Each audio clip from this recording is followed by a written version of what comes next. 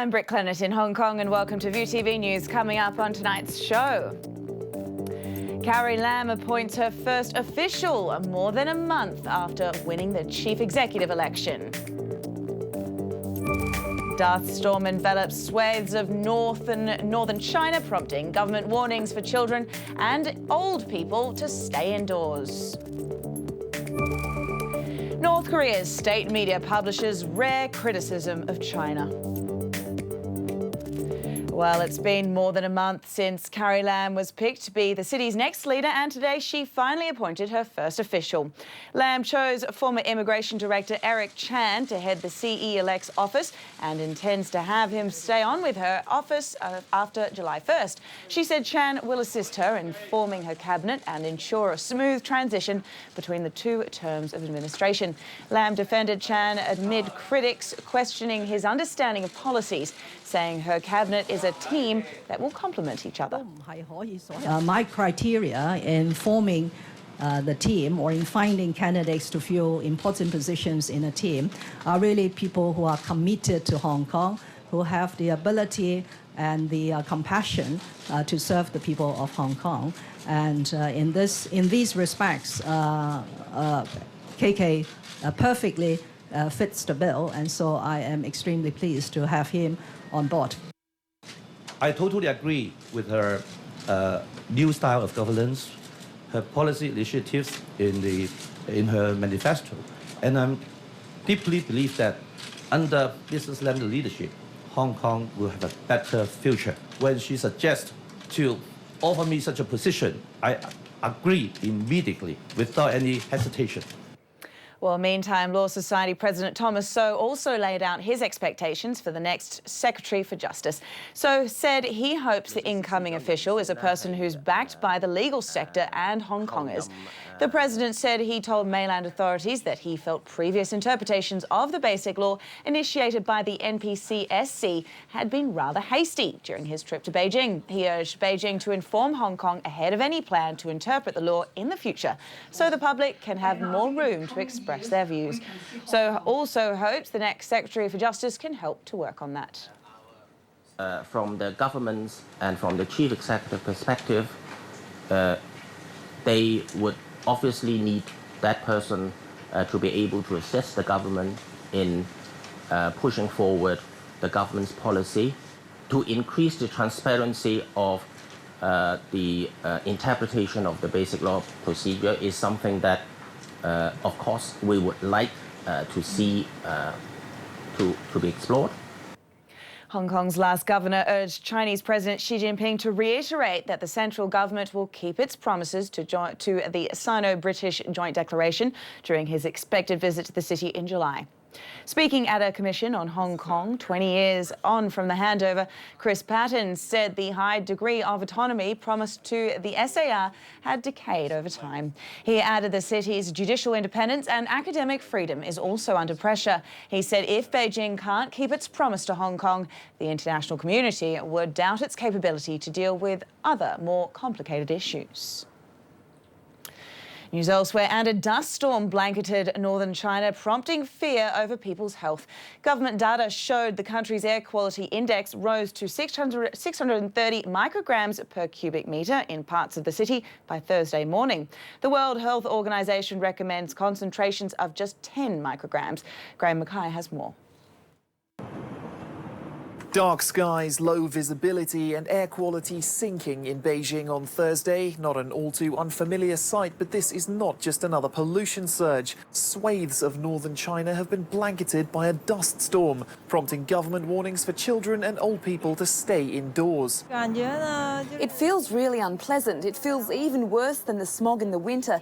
It feels just like you're breathing in dust into your stomach. Spring is China's dust storm season, when winds whip across the vast Gobi Desert in Mongolia, and in major urban areas it becomes a massive pollution trap. Air quality readings in Beijing more than 60 times below the World Health Organization's recommended breathing level on Thursday. State media say the worst of the storm will be concentrated around the remote Mongolian border, but northern areas, including the capital, will be blanketed for at least 24 hours. Well, in a sign of deteriorating ties between Beijing and Pyongyang, North Korea's state media published a rare criticism of China, saying Chinese state media commentaries calling for tougher sanctions over Pyongyang's nuclear program are undermining relations and worsening tensions. Samantha Vadas reports. North Korea may be known for its belligerence, but right now the wrath of Pyongyang is being aimed in an unusual direction. State media bashing Chinese newspapers for their calls for tougher sanctions, saying it's the work of ignorant politicians and media based on big power chauvinism, and that absurd and reckless remarks are now being heard from Beijing every day. China is the North's one and only major ally, but that didn't stop Pyongyang's official news agency from warning Beijing to think about the consequences of its actions as it discusses possible new sanctions with the US after repeated North Korean missile launches. The North also accuses Beijing of hyping up damage caused by nuclear tests and claiming they pose a direct threat to China, adding that its weapons program is needed for, quote, the existence and development of the country and can never be changed or shaken. To the US, and President Donald Trump is a step closer to fulfilling his campaign promise of repealing Obamacare, with the House of Representatives set to vote on a revised health care bill. Republicans are confident they have enough support to pass the legislation. If successful, it then faces an uphill battle in the Senate, where Trump might not have as much eager support from moderate Republicans. Trump is banking on this being his first major legislative victory since taking office in January. And militants in India's northern Jammu and Kashmir state are thought to be behind 2 bank robberies. In the first incident, about 5 gunmen barged into a local bank, taking nearly $8,000. About 2 hours later, another local bank was targeted in Anantnag district.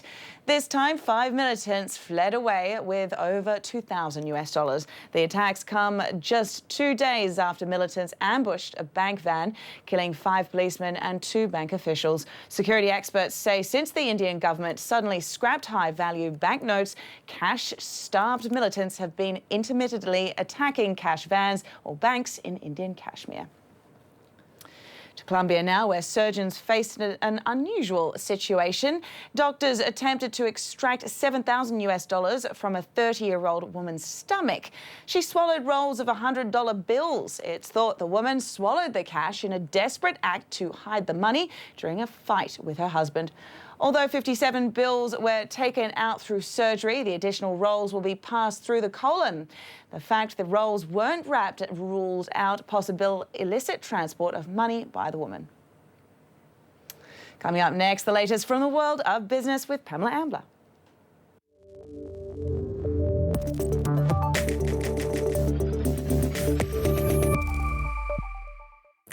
Hi there. High petrol prices in Hong Kong are a headache for many drivers. Well, the Competition Commission today revealed several problems making the fuel market less competitive than it perhaps ought to be. In a report, it said the local market share of fuel is mainly taken up by 5 gas companies, which share a similar structure. That's made it hard for new companies to enter the market. The report also pointed out local drivers find it hard to compare prices at the pumps because of a lack of clear signs. But the watchdog said its study found no evidence of players skirting anti-competition rules.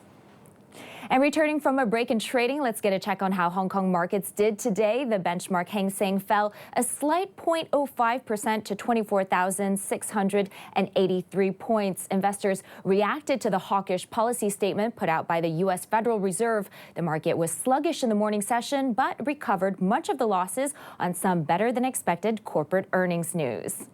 And taking a look at that earning news now, the HSBC posted a 19% fall in first quarter profit. The result, though, did beat analysts' expectations. The index heavyweight surged nearly 2.9% in Hong Kong trade. The lender cited a change in its accounting system and costs associated with restructuring for the loss. Chief Executive Stuart Gulliver said the bank has exceeded its asset reduction target and will continue to remove low-return units. More signs that China's economic recovery is slowing down. Growth in the country's services sector cooled to the slowest in nearly a year in April. The Caixin Purchasing Managers Index fell for the 4th month in a row. Businesses say they're worried that tightening credit conditions and higher borrowing costs will further slow growth. Taking a look at the IPO market, despite political uncertainties, South Korea has emerged as an unlikely bourse for public listings. The market has charged ahead in deal activity to become the third most active in the world this year, behind China and the U.S. And the pipeline is strong, with new rules allowing more companies to launch public offerings. At its latest meeting, U.S. central bank policymakers downplayed weak first-quarter economic growth but highlighted solid consumer spending and jobs data. All signs point to a possibility of raising rates as early as June. Fred Kaneyama checks on whether the Fed is on track for 3 rate hikes this year. The Federal Reserve is staying put. It kept interest rates unchanged as expected. The central bank's policymakers sounded bullish in the statement it released upon the conclusion of their 2-day meeting. They downplayed the recent signs of slowing economic